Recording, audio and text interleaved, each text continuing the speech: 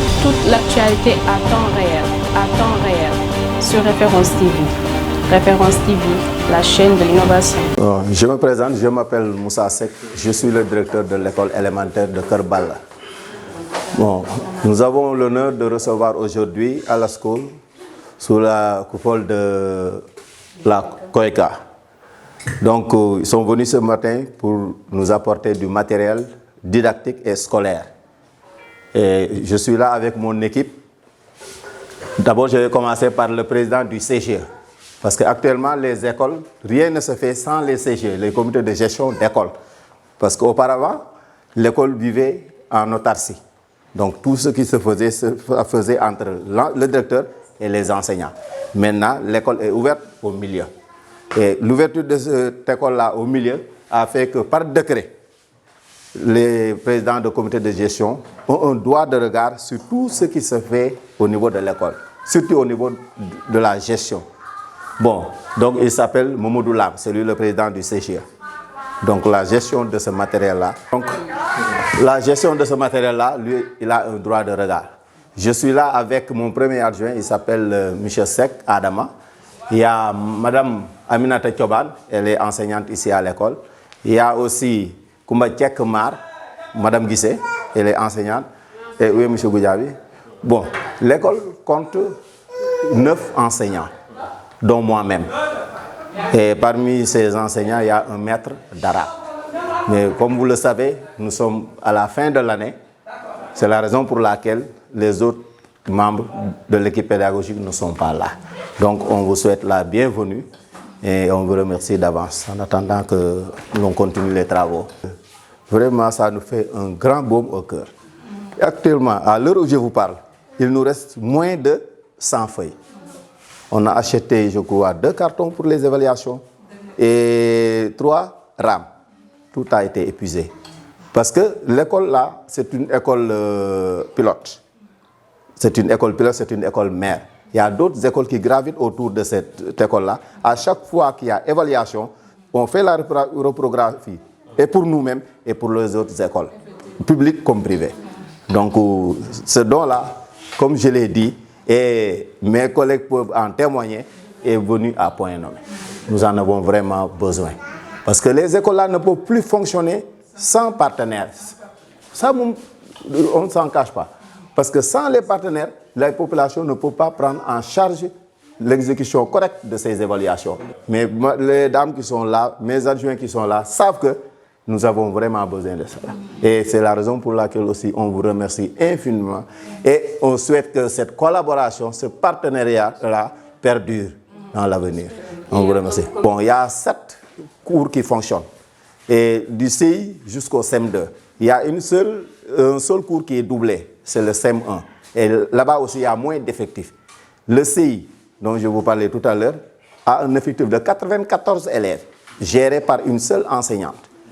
Au CP, nous avons 77 élèves. Au C1, vous êtes à 82, je crois. C2, Madame Seck, 84. CM1 à 45. 45, oui. CM1B, 41. CM2 de cette année, on avait 67 candidats à présenter. Alors, donc ça avoisine les 500. C'est 500 moins. Côté infrastructure, il nous manque des salles de classe. Comme je vous l'ai dit, le bâtiment que vous voyez là-bas fait partie de l'école. Mais lorsqu'on a créé un CM, parce que les élèves là, une fois qu'ils obtenaient leur entrée en 6e, se rendaient jusqu'à Niaga, à pied. À pied, je vous dis, pour continuer leurs études. Bon, la population a fait les pieds et les mains pour qu'on ait un CM. Le CM a été créé, mais il n'y avait pas de locaux. C'est à partir de ce moment-là que l'école élémentaire a jugé nécessaire de le céder les 4 classes-là. Mais actuellement, nous, on est à l'étroit. Les classes sont surchargées, comme je vous l'ai dit. Imaginez une classe de CI de 94 élèves. Si on avait, par exemple, une salle à côté, on allait scinder cette classe-là en 2, soulager les élèves et l'enseignant. Mais malheureusement, on est obligé de faire avec. Et comme je l'ai dit, cette zone-là est une zone d'accueil des populations impactées par les inondations de la banlieue. Ils viennent massivement. Jusqu'au mois d'avril, je crois, nous, on reçoit des élèves. Et je sais que l'année prochaine aussi, ce même phénomène va se répéter. On va recevoir énormément de... Donc, on a un problème de mur de clôture. D'ailleurs, j'ai fait une correspondance en stage au niveau de la mairie. Parce que c'est une voie hein, pour les charretiers. Il y a aussi les chiens errants. Hein. Parfois, la population aussi passe par le milieu. Au moment où nous, on ne fait pas EPS, parce que nous sommes contraints de ne pas pouvoir le faire, parce qu'il n'y a pas assez d'espace. On cède l'espace là au CM. Mais en plein cours d'EPS, vous voyez quelqu'un qui passe, et à chaque fois qu'il est interpellé par le professeur d'EPS, c'est la bagarre. Donc si on avait un mur de clôture, ça allait au moins sécuriser l'école, sécuriser aussi le matériel qu'il est là. Sécuriser et les élèves et le matériel. Mais malheureusement, nous sommes à ciel ouvert. Vous avez de l'eau à l'école? De l'eau, oui, il y en a. Nous avons un forage, il y a aussi un robinet. Voilà. Mais le forage, c'est l'œuvre de la COICA. Aux enseignants, wow. Parce que je ne vous le cache pas, moi je suis venu depuis l'année dernière. Mais avant mon arrivée, et avec mon arrivée aussi, on n'est jamais, avec les résultats scolaires, on n'a jamais eu un pourcentage de moins de 50%. Parce qu'au niveau national, on fixe le taux à 50%. Mais nous, à chaque fois, on dépasse les 50%.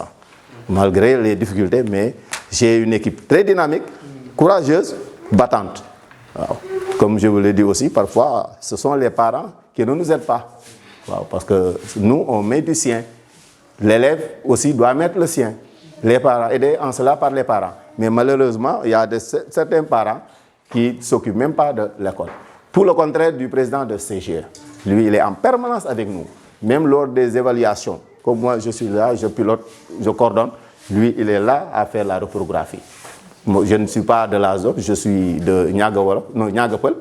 Je les laisse avec les épreuves, une fois tiré l'échantillon, à charge pour lui et mes adjoints de faire la reprographie. Ils sont là parfois même jusqu'à minuit pour faire la reprographie.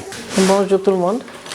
Donc, c'est Fama Cissé. Je suis la présidente de l'alumni des anciens stagiaires sénégalais en Corée du Sud à l'ASCO. Donc, notre association regroupe les étudiants et ou bien les fonctionnaires qui étaient partis en Corée du Sud pour une bourse d'études, un master, ou alors qui sont partis pour un stage de courte durée. Aujourd'hui, nous sommes 700 membres dans l'ALASCO. Et chaque année, la COICA, la coopération internationale coréenne, met à la disposition de l'ALASCO un certain budget, donc de 19 000 à 21 000 dollars américains, ce qui fait peut-être l'équivalent d'environ un peu moins de 20 millions, je crois, pour faire des activités. Et parmi les activités que nous faisons, les donations donc, occupent une place très très importante. Au-delà des donations également, nous organisons des activités scientifiques telles que des séminaires, des partages de connaissances. Par exemple, les stagiaires qui sont revenus de la Corée, ils organisent des séances de restitution de leur séjour en Corée du Sud et ils partagent également leurs travaux scientifiques avec les autres membres, avec également le public. Généralement, nous les tenons dans des établissements hôteliers et autres. Voilà, donc c'est ça que nous faisons. C'est la raison pour laquelle nous sommes là aujourd'hui. Donc la semaine passée, c'est-à-dire le 17 juin, on était à l'école APIX de Guinaw Rail, où on a fait des donations comme celle-là. On a été également à l'école Ndjegen vers Bayar. Également, on a aussi distribué du matériel scolaire et pédagogique. Aujourd'hui, donc c'est la dernière phase. Nous sommes là à l'école Kerbala, que je découvre en même temps que certains de mes coéquipiers. Et nous sommes venus apporter cette aide qui est modique, qui n'est pas tellement significative, mais au moins qui peut-être pourra donner un certain coup de main à l'école Kerbala. Peut-être que la prochaine fois, nous viendrons avec un don un peu plus important. L'essentiel, c'est de nouer le contact seulement. Parce que moi, je ne connaissais pas l'école. En fait, on devait venir faire la donation. J'ai demandé aux collègues dans le bureau de m'indiquer des écoles. C'est comme ça que M. Thiaré m'a dit, en fait, à Kerbala, vers le lac Rose, il y a une école qui a été construite par la COICA. Donc voilà, donc c'est pertinent, le choix est pertinent. Parce que comme c'est une école construite par la COICA, donc pourquoi ne pas faire la donation là-bas? C'est pourquoi on est là aujourd'hui. Et je pense qu'on reviendra.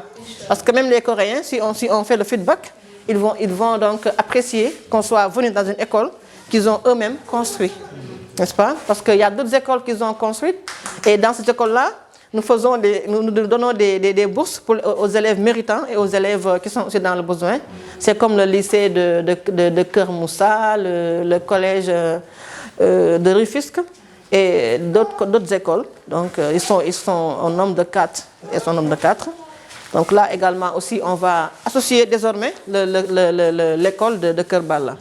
Voilà, donc nous vous remercions et nous commençons les remerciements par votre directeur, M. Seck, qui vraiment nous a bien accueillis, vous nous avez bien accueillis, et j'ai beaucoup parlé avec lui au téléphone pour venir ici. Donc c'est un plaisir pour nous d'être là, et on espère sincèrement qu'on va revenir l'année prochaine avec des dons beaucoup plus importants, comme je l'ai dit, que ceux d'aujourd'hui. Oui, le don est composé de matériel essentiellement scolaire, du papier, de la craie, des cahiers, etc., des stylos. Il y a également du matériel de nettoiement, comme des seaux, des pots pour la poubelle, etc.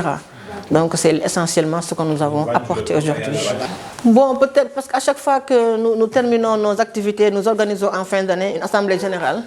Et lors de l'assemblée générale, nous faisons une sorte de brainstorming pendant lequel les membres donc, avancent des propositions quant au programme de l'année suivante.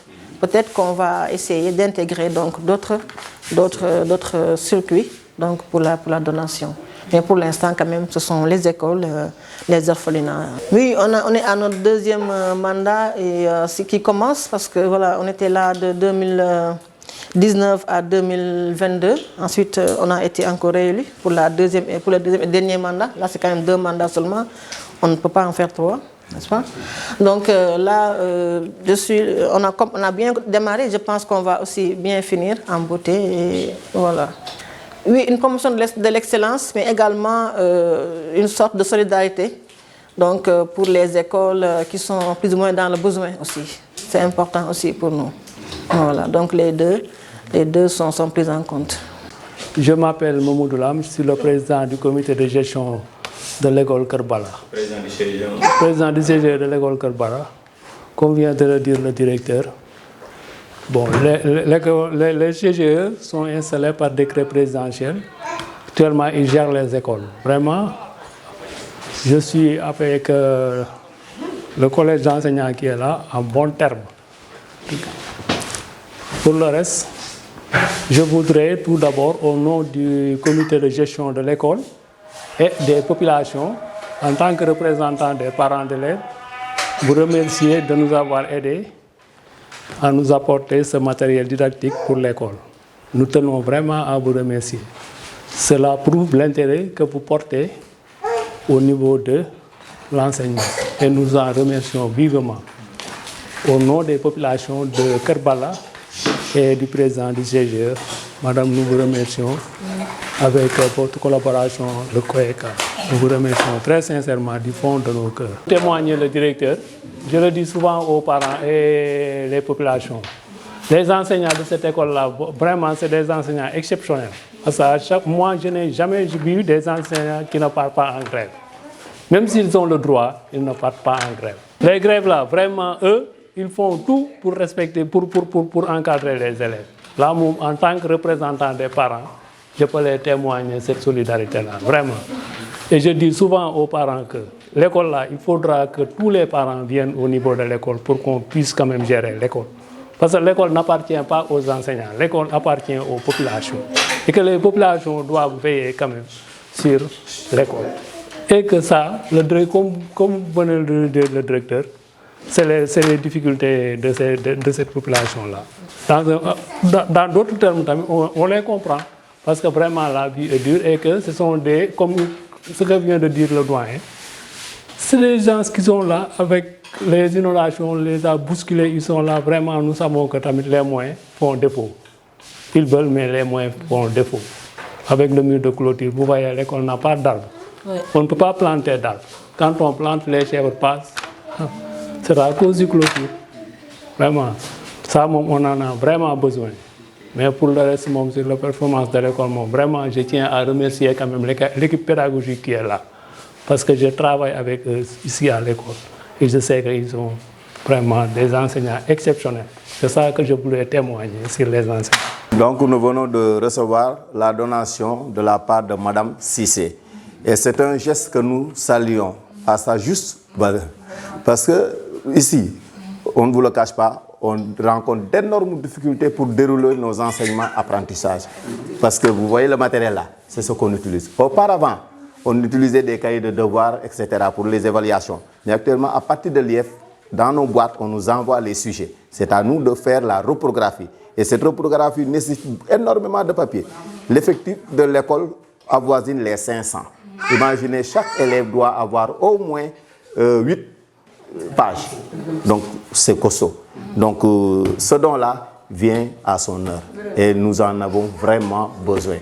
C'est la croix et la bannière. À l'approche des évaluations, on fait tout pour avoir ce papier-là et l'encre. L'encre aussi nous pose problème. Parce que pour avoir ce risographe-là, l'encre pose problème. Celui-là aussi, ça coûte cher. Mais Dieu merci, avec les bonnes volontés, on s'en sort. Donc on vous remercie encore. Voilà. On vous remercie infiniment. Vraiment gentil. Merci beaucoup. Donc nous venons de recevoir la donation de la part de Madame Cissé. Et c'est un geste que nous saluons à sa juste valeur. Parce que ici, on ne vous le cache pas, on rencontre d'énormes difficultés pour dérouler nos enseignements apprentissages. Toute l'actualité à temps réel, sur Référence TV. Référence TV, la chaîne de l'innovation.